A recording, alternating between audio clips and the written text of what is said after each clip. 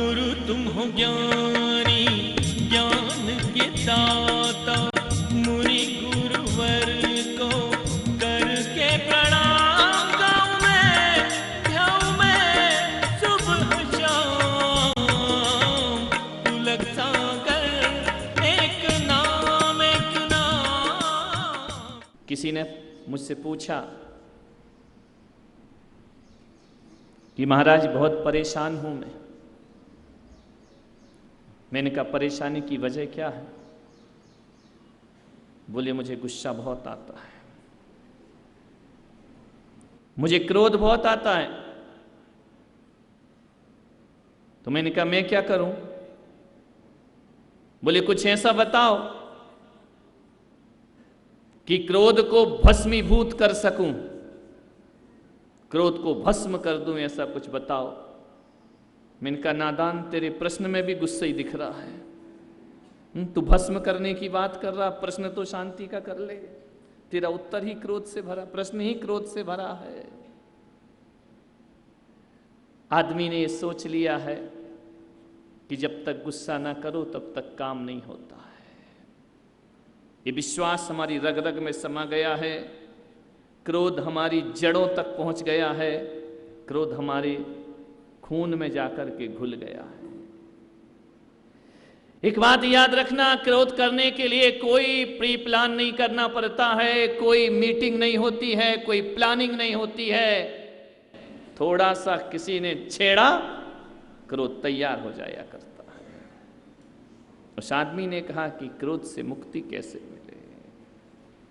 एक बात जिंदगी में याद रखना, क्रोध कोई सामान नहीं है कि उठा करके कहीं रख दिया जाए, और क्रोध कोई ऐसा पदार्थ भी नहीं है कि तुम यहाँ बैठ करके आज त्याग करके चले जाओ। और मैं ये भी गलत फहमी में नहीं रहता हूँ कि मेरा एक प्रवचन सुनकर तुम क्रोध का जीवन भर त्याग कर दोगे, ये मेरा बहुत बड़ा भ्रम होगा, ध्यान रखना। लेकिन मैं केवल तुम्हें बताने का प्रयास करता हूँ, जगाने का प्रयास करता हूँ।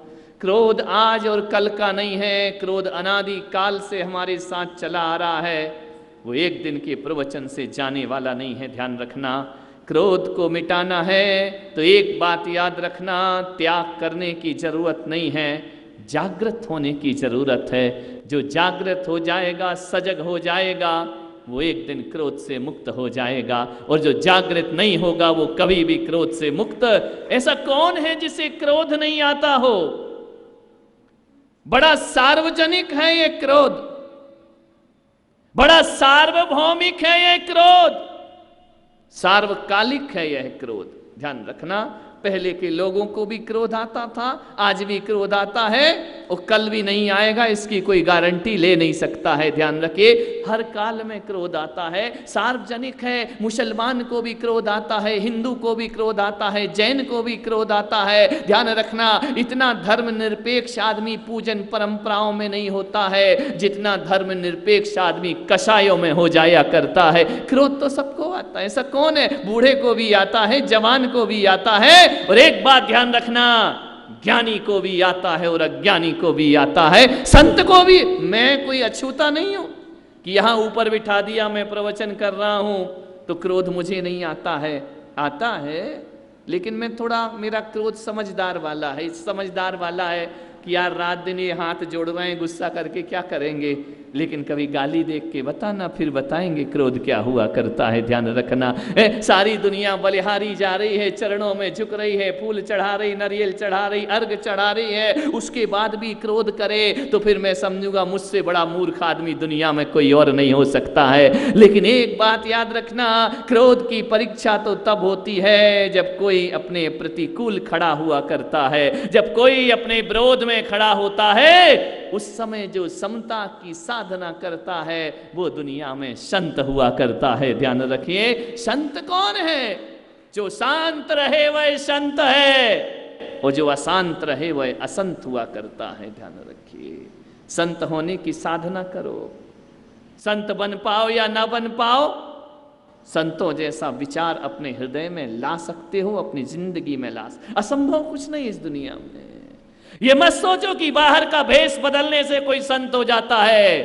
अरे बाहर का तन बदलने से कोई संत नहीं होता, जो भीतर का मन बदल लेता है वो संत हुआ करता है, वो संत हो जाए। मन को बदलने की साधना करो, थोड़ा सा मन को बदलना है, वो करना कुछ नहीं है। आदमी ने ये विश्वास कर रखा है, आदमी ने अपने जीवन में बना रखा है सूत्र कि जब तक कोई काम नहीं होगा, जब तक सामने वाले पर गुस्सा ना किया जाए। एक बात याद रखना अपने जीवन में, आदमी ने ये सोच रखा है गलती मेरी नहीं है तो मैं क्रोध क्यों ना करूं। आदमी ने ये सोच रखा है यदि मेरी गलती नहीं है तो मैं तो क्रोध करूंगा, और क्रोध करना भी चाहिए।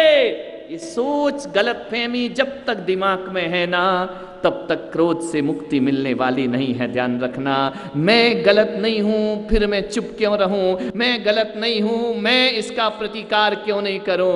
एक बात याद रखना, गलत का प्रतिकार करने के लिए शब्दों की जरूरत नहीं हुआ करती है। एक बात याद रखना, किसी को भी जवाब देना है तो आज का प्रवचन यही है कि शब्दों से जवाब ना देके काम से जवाब देने का प्रयास करिए। अपने आप सामने वाला अपने स्थान हमारे हृदय में देगा। सचिन तेंदुलकर हुए बहुत बड़े क्रिकेटर, बहुत बड़े बल्लेबाज।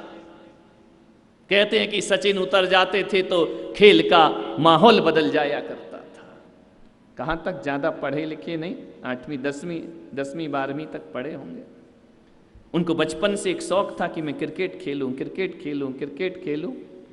और कोई भी चीज़ बिना साधना की ऊंचाइयों पर नहीं पहुंचा करती है।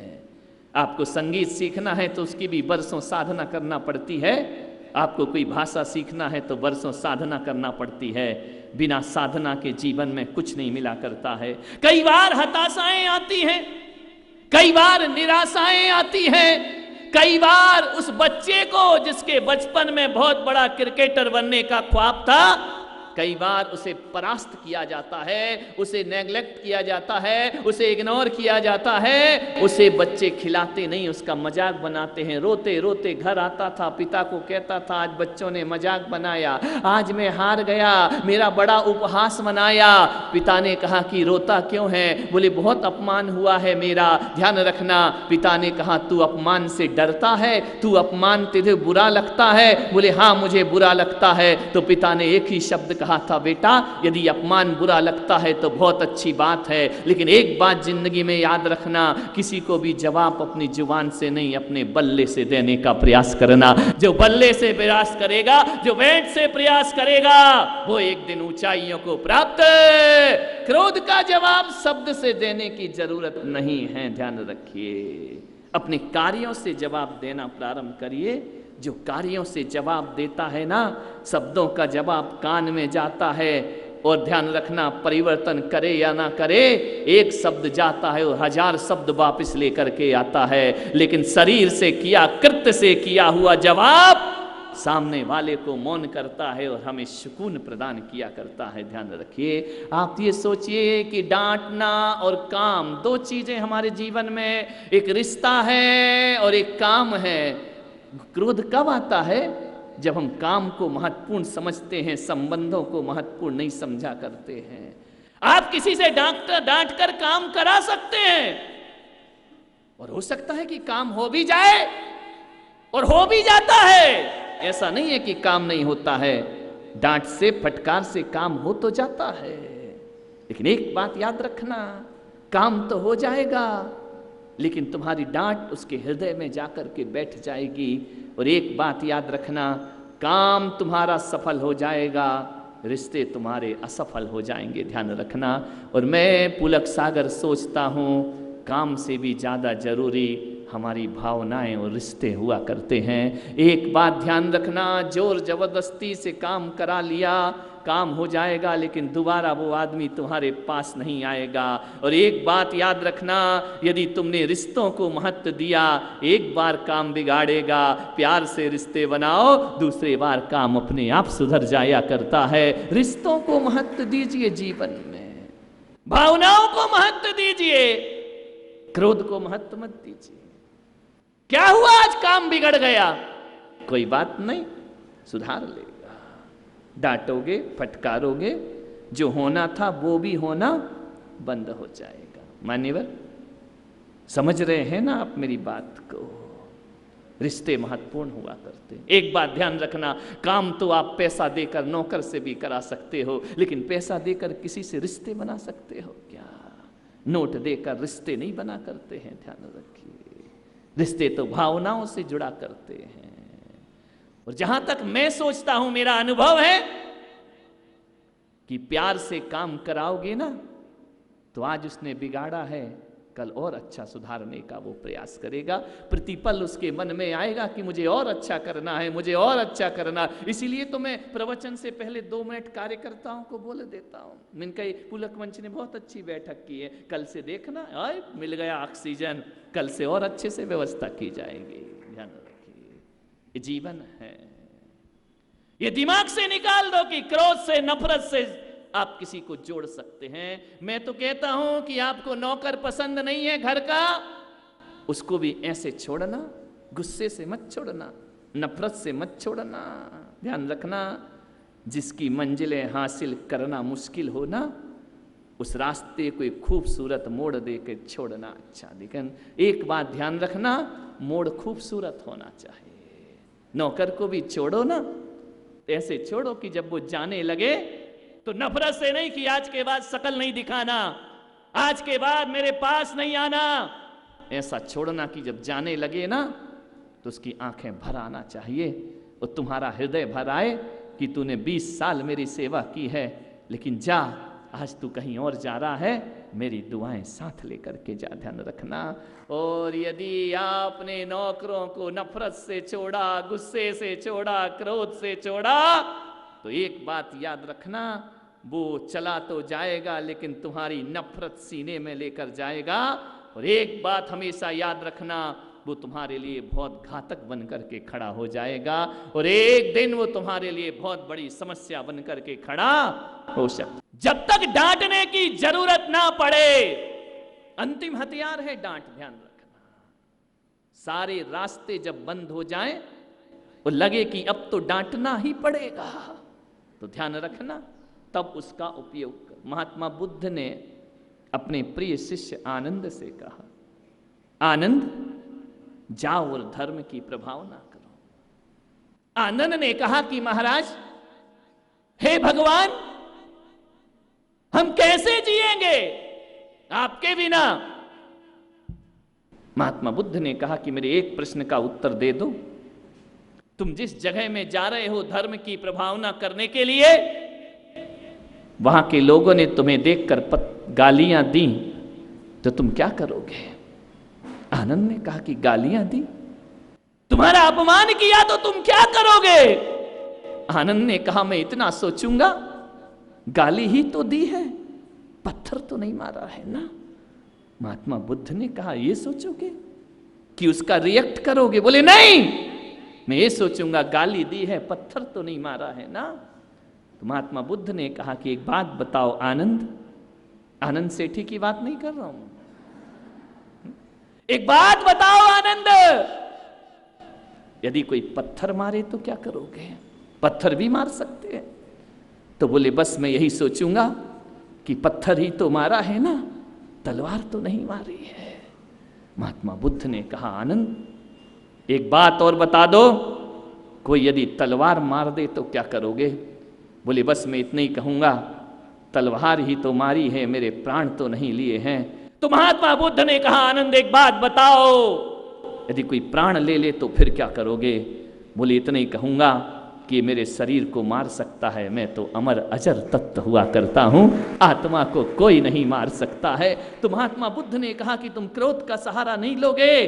तो मालूम है आनंद ने कहा कि भगवान, जहां बिना क्रोध के समस्या का समाधान हो जाए, वहां क्रोध का सहारा लेना मूर्खों का काम हुआ करता है। ध्यान रखिए, जब शांति से काम हो रहा है तो गुस्सा करने की क्या जरूरत है?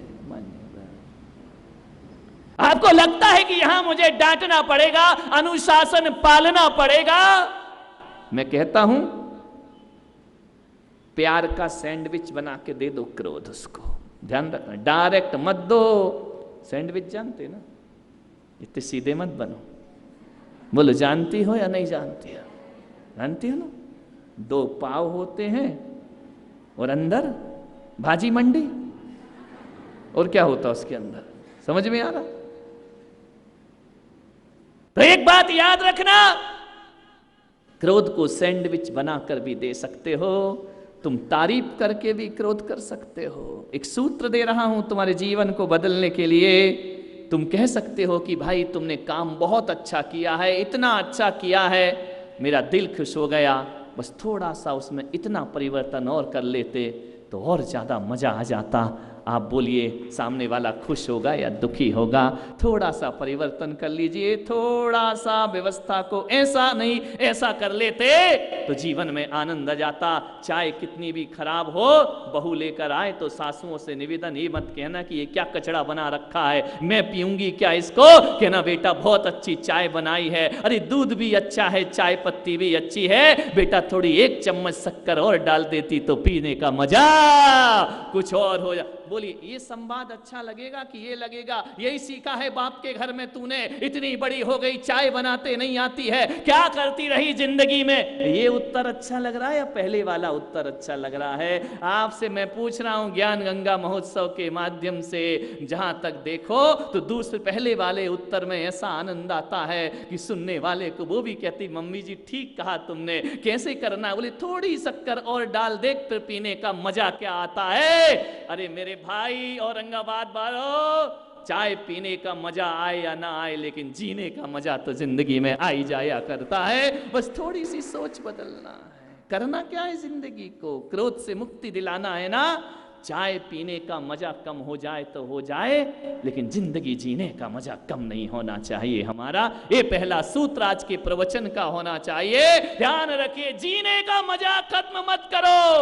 एक चुस्की चाय में 24 घंटे बर्बाद क्यों करते हो? अपने ध्यान रखिए, जीने का मजा लीजिए। जीना आए तो जिंदगी। क्रोध किसको नहीं आता? सबको क्रोध आता है। कौन बचा है इस क्रोध से? सुभाष चंद्र बोस उपदेश कर रहे थे कहीं, और उपदेश करते समय किसी ने उन पर एक जूता फेंक दिया। कार्यकर्ता नाराज हो गए, उसे पकड़ के लाए, इसे सजा दी जानी चाहिए। सुभाष चंद्र बोस ने कहा कि ठहर जाओ, क्या कर रहे हो? बोले इसने आप पे जूता फेंका, अपमान किया, बोले इसकी सजा मिलना चाहिए। तो बोले कि हाँ इसको सजा जरूर मिलना चाहिए।